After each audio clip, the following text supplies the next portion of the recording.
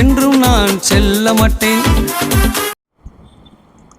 அன்பான தேவ பிள்ளைகளே, my beloved friends in Christ, நித்தமும் உங்களை சந்திப்பதற்கு மிகுந்த மகிழ்ச்சி அடைகிறேன். I am very happy to see you again and again. பரிசுத்த ஆவியானவர் உங்களோடு பேசுகிற இந்த நேரத்திலே, during this time where Holy Spirit speaks to you, எங்களிடத்திலிருந்து ஏதாவது குறைகள் காணப்படும் என்று சொன்னால், maybe you find any flaws, நீங்கள் அதை தயவு செய்து எங்களுக்கு அனுப்பி வைக்கவும். please do let us know. அதை மாற்றிக்கொண்டு இன்னும் நாங்கள் அதிகமாக தேவனுக்கு பிரியமாக பேசுவதற்கான வாய்ப்புகள் ஏற்படும். When you let us know, we will correct ourselves and we will do more for our Lord Jesus Christ.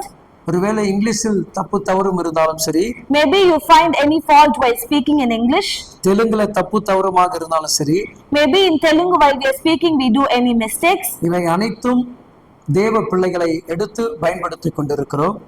In all this we are making use of the Lord's children. படித்து கொண்டிருக்கிற பிள்ளைகளை கர்த்தர் உருவாக்கி கொண்டிருக்கிறார். The Lord is preparing the children who are studying. உங்கள் பிள்ளைகளையும் உருவாக்க வேண்டும் என்று நாங்கள் விரும்புகிறோம். We are also craving to build your children as well. உங்க பிள்ளைகள் நல்ல கீபோர்டு பேட் வாசிக்கிறவர்களாக இருந்தாலும் சரி, maybe your children are playing good keyboard and pad, நல்ல பாடுகிற பிள்ளைகளாக இருந்தாலும் சரி, maybe your children will sing well. ஒருவேளை எந்த இடத்துல உங்களுக்கு வாய்ப்பு அமையாமல் போயிருந்தால், maybe whether your children are not getting any chance to perform their talents, உங்க பிள்ளைகளை எங்களிடத்தில் தொடர்பு கொள்ள சொல்லலாம். you can ask your children to contact us. அவர்களை இந்த ஊழியத்தில் நாங்கள் எடுத்து பயன்படுத்த விரும்புவோம். We are willing to make use of them for the Lord's kingdom. ஏன்னா வேதங்கள் அப்படியே அவ்விதமாக நமக்கு சொல்லுகிறது. Because the Bible says like this. 1 கொரிந்தியர் 16ஆம் அதிகாரம் 14வது வேத வசனம் இவ்விதமாக சொல்லுகிறது. 1 Corinthians chapter 16:14 says, உங்கள் காரியங்கள் எல்லாம் அன்போடே செய்யப்பட கடவுள். let all that you do be done in love. அன்பான சொந்த பந்தங்களே, my dear relatives, நீங்கள் செய்யக்கூடிய எந்த காரியமாக இருந்தாலும், maybe you are doing anything, மிகுந்த அன்போடு செய்ய வேண்டும் என்று வேதம் நமக்கு கற்றுக் கொடுக்கிறது. the Bible says please do it with love. அதுபோல ஊழியத்திலும் தேவ அன்பு வெளிப்பட வேண்டும். likewise the love should be spread in the ministry also. குடும்ப வாழ்க்கையிலும் தேவனுடைய அன்பு வெளிப்பட வேண்டும். in the family life also the love should be expressed. வேலை செய்கிற இடத்திலும் தேவனுடைய அன்பு வெளிப்பட வேண்டும். in the workplace also the Lord's love should be exposed. இப்படிப்பட்ட அன்பை தேவன் எதிர்பார்க்கிறார். because the Lord is expecting that kind of love from us. நாம் அநேக பேர் அன்போடு எந்த ஒரு காரியத்தை செயல்படுத்த முடியவில்லை.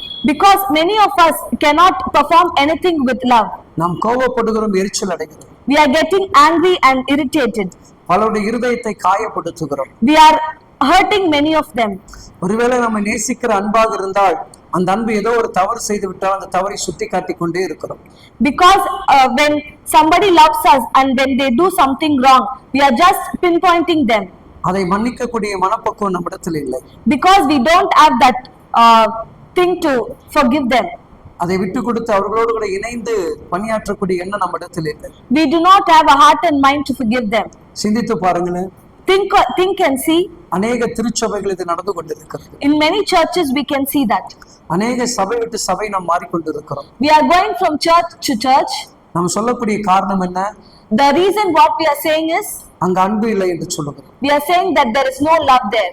அப்போ அந்த அன்பு இல்லை என்று சொன்னால், if there is no love, அப்போ உன்னிடத்தில் அன்பு இல்லை. then you also don't have love in you.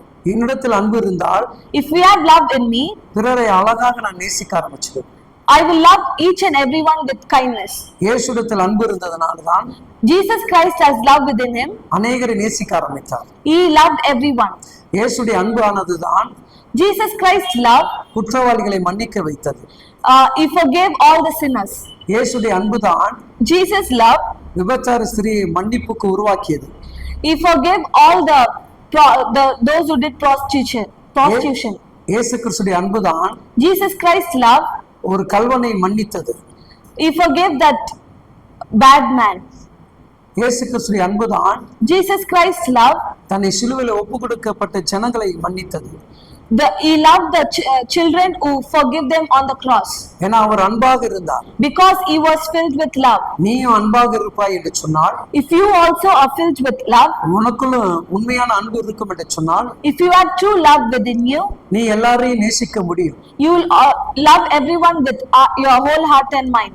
எல்லாவற்றையும் மன்னித்து விட்டு கொடுத்தோனால் வாழ முடியும். You will forgive and love everyone. இதை நீங்கள் செய்து பாருங்கள். Please do this and see. தேவன் தாமே கூட இருந்து உங்களை ஆசீர்வதிப்பார். The Lord will be with you and bless you. Amen. Amen.